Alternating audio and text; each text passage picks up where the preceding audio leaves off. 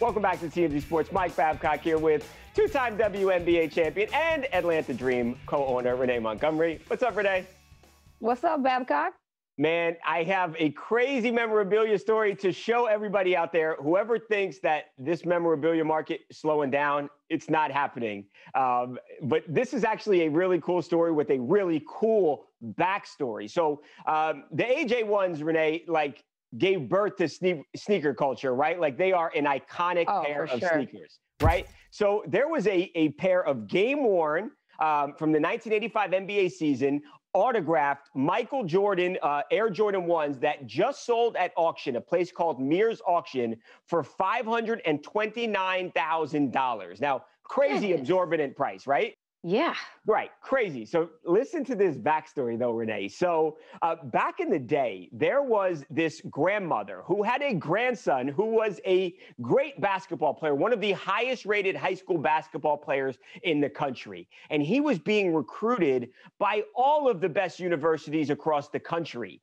The University of North Carolina was one of those schools, and their legendary coach, Dean Smith, was really trying to get this kid to commit to UNC. So he used his ace in the hole. He used his secret weapon, and that guy was Michael Jordan. Now, of course, Michael, he left UNC in 1984, was the #3 overall pick in the NBA draft. Dean Smith actually arranged for Michael Jordan to meet with the grandmother of this high school basketball player. The kid had a really close relationship with his grandma.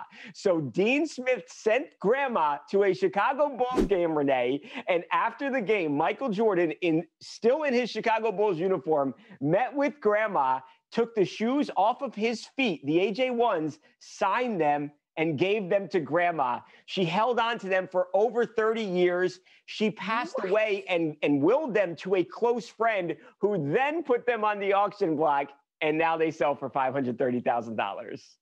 What? I didn't get recruited right? like this, okay? This is crazy. I'm telling you right now, I didn't get any family heirlooms. They didn't gift me no Diana Taurasi shoes when I came to UConn. So I'm mad, but that's actually really cool. I was like, I'm going to ask Renee if she got anything really, does Renee have any Jordans somewhere? I didn't get the Lobos. I didn't get the Jamels. I didn't get none of those shoes, okay? So I want to know, golly, where did the guy go? I asked if the kid ended up picking UNC. He didn't. It didn't work. So they got the shoes, but he didn't pick.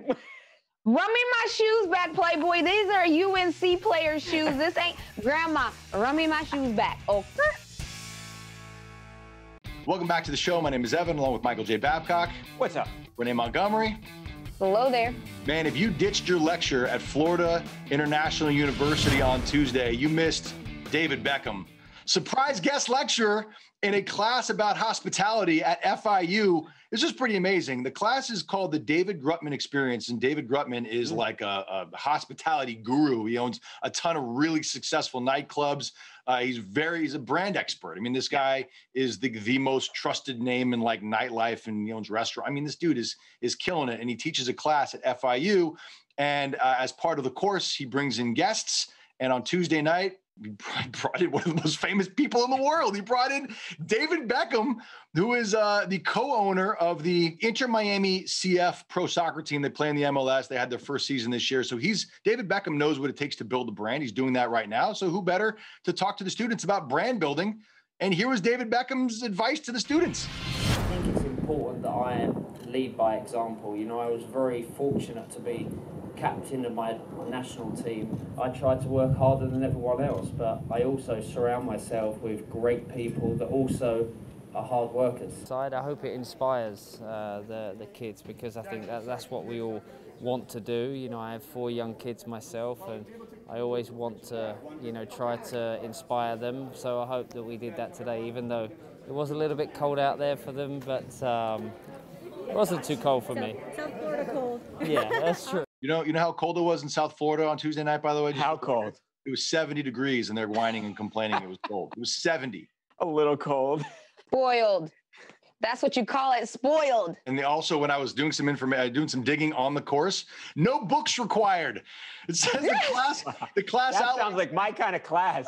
The experiential course will take students from the classroom to Grutman's clubs and restaurants. No books will be required. Wow. But students will need to research topics discussed. So let me get this straight. If you're in this class, you get to go to the hottest nightclubs, the hottest restaurants, and you get guest lecturers like David Beckham. Right. Like, and what's the research? Like, you do bottle service at one of Grutman's clubs? Like, great. That sounds amazing. Welcome back to the show. My name is Evan, along with Michael J. Babcock. What's up? Renee Montgomery. Hello there. We have fun here on Thursdays. I'm going to show you a clip that's going to make you go, ooh. It is a professional football player from the X League, which is an all-female, full-contact professional football league. You may have, Mike Dick is involved, and they're in training camp now. They're gearing up for the season, and look at X League star running back TAMIKA Robinson absolutely running over an opponent at training camp this week, looking like a young Mike Allstott. Boom! Truck stick! And then she does like the Allen Iverson step over after she runs this woman, boom, shoulder down and step over, get out of here. That was one of the most violent things I've ever seen in women's professional full contact football. And I cannot wait for the season to get going here. Yeah, that was super disrespectful. This actually has me excited for this league. This is like their first season. They're launching this thing. They're trying to get some hype behind the league. And if those women hit like that, I think they have something going here. This is going to be fun. Absolutely. And I'm so glad they led with like a hard hit, just because typically when people are advertising women's sports, they lead with, what is the outfit's going to look like? Yeah. What is this going to be? But no, you lead a football highlight with a football hit. I love it. So get trucked. I want to see more people get trucked out there. That's a great point, Renee. And they probably be mad at me for saying this, but this league, it's new people and everything. This used to be called the Lingerie Football League, and they had the girls in the lingerie playing football. They've totally moved away from that. These are amazing athletes who are really good football players, and I think they're going to put a good product on the field. Here's the thing. And we've talked about this a lot on the show, but like women's sports needed a gimmick for so long. Yeah. People felt like, oh, we need a gimmick to sell this to the public. Instead of leaning into the raw athleticism and the ability of these talented athletes.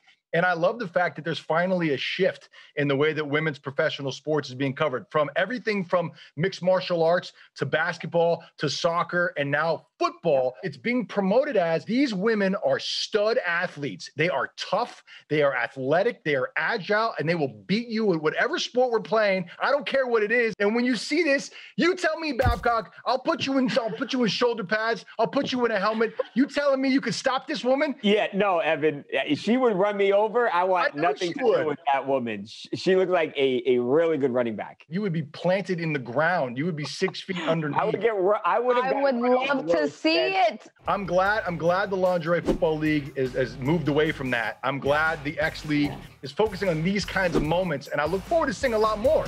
Me too.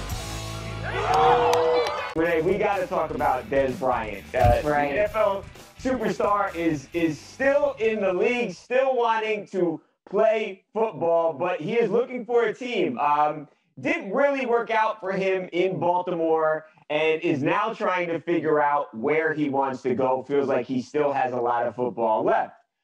So we actually saw Dez, Renee, in Los Angeles, and a lot of times you'll ask a player, and you know this because I'm sure you've been asked this, where do you want to go? You're a free agent. Where would you like to play? And they usually don't answer. Dez Bryant, he actually gave us a location. Check this out. I wouldn't mind being in Arizona. Arizona? Yeah, that'd be dope. You know, being next to my boy D-Hop, Christian Kirk, Kyler Murray. I think they have a dope offense. I feel like they got a dope defense. I think they got a dope coach.